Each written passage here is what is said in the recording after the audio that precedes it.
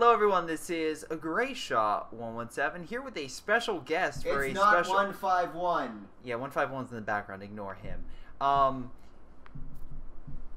You want to say who you are? Oh, hi guys, my name's Amy. How you doing? Yes, if you don't know, Amy actually guest starred on the 13 Reasons Why review, except that was via a Discord chat. This is in person, as you can tell, because she's here for RTX, and because of RTX, we saw War for the Planet of the Apes. Because she's apparently an expert in this field. Please continue.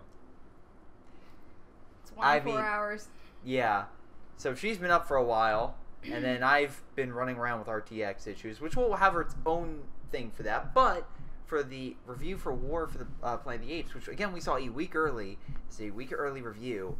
We will not go into spoilers just for the sake of the movie, because again we'll release spoilers in a separate part later down the line, so that way if you that way nothing about the film that's really integral gets out, because I do want to respect this film because it is extremely good. I was very impressed. Now, I wouldn't say it's a movie I would rewatch, or I thought it was it's like one of those types of movies, but just for the filmmaking and for the actors involved, this is by far one of the best made movies I've seen in quite some time. Anything? I concur. Amy, what did you enjoy about the movie? What, again, not spoilers. Let's just stay away from spoilers. I thought the animation was really good. So yeah, they actually, and again, Andy Serkis was actually did a Q&A afterwards with Bernie Burns, Matt Hullum, and then the head of the visual effects team. And yeah, someone made a joke in the, well, not a joke, but someone in the audience said he should be nominated for the Academy. That's not wrong. I honestly think this performance was enough to be like, that is a Best Actor contender. And would you say that? I would.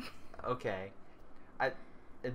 Wow, you are just full of joy and life this evening. I've been up since 4:30 in the morning, but no, it was a really, really good movie.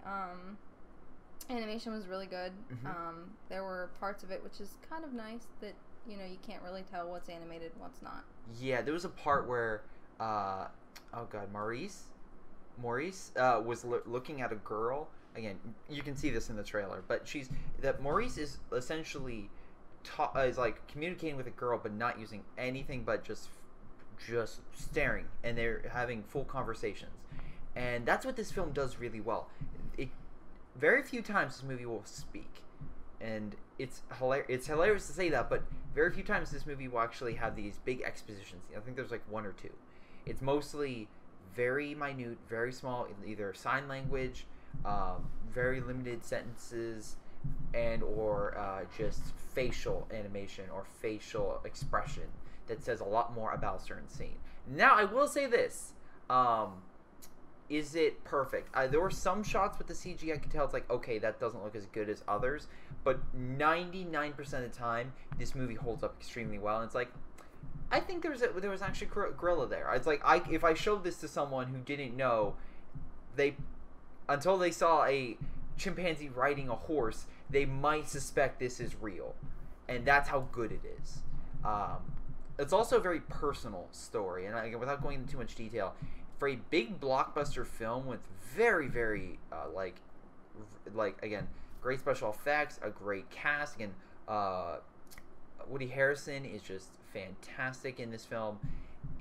You also have very like long sequences of just character moments, and that just helps elevate this film, which Matt Reeves, who did the last one, just increases this one a step further. But that being said, this movie is dark. It has some comedic elements, but it is dark. It is a darker film. Now,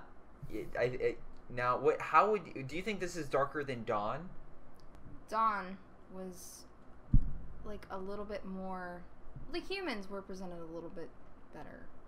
Yeah, that was more of a like colony of people trying to survive. They weren't necessarily soldiers. This was like a group of extremists. They even said themselves they were extreme soldiers from an army that kind of cut themselves off from the rest of the army. Like the main army, well, without going into detail, there is other human factions in this, and some of them are more advanced than others, and this film does a great job of world building without shoving it in your face as well.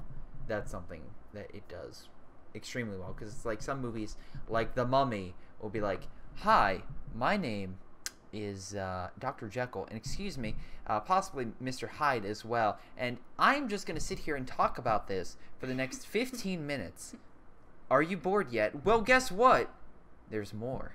So you don't get bored just yet." And this goes on and on and on. In this film, they do subtle things, whether it's just the landscape shots, which, by the way, this has a shot in it from the original Planet of the Apes. You know, the scene with the Statue of Liberty kind of like falling over?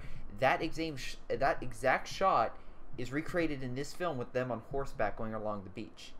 Huh. So, fun fact. Fun fact. Yeah, also, they add some more apes into the ever-growing cast, and they also change it up. Because, again, not in every single film, it seems like they're adding more and more, taking some stuff away, and every single character they added felt like it had a purpose. And I like that. There wasn't any like side story or something like that didn't get wrapped up cleanly or felt off or anything along those lines. It all made sense, and it all just wrapped up into a great conclusion to this trilogy.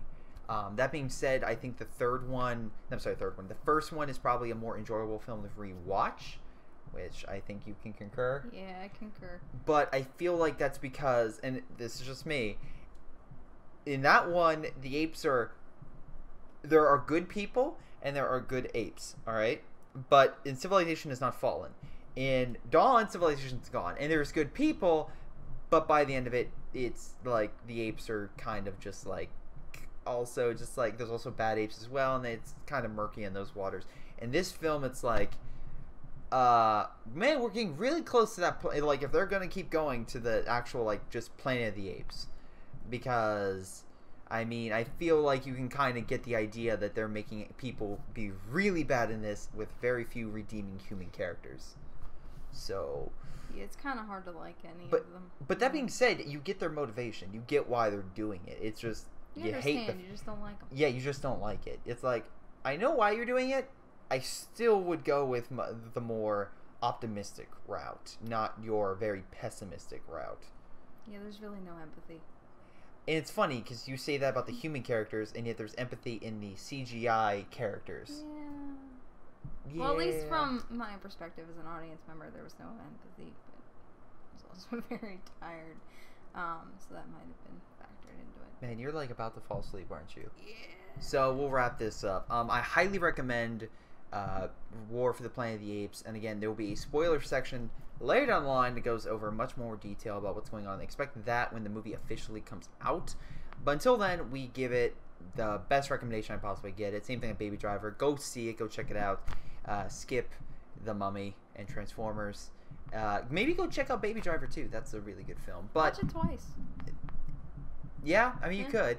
But in any case, this has been Greyshot 117 and Amy. Bye, guys. And we'll see you all next time.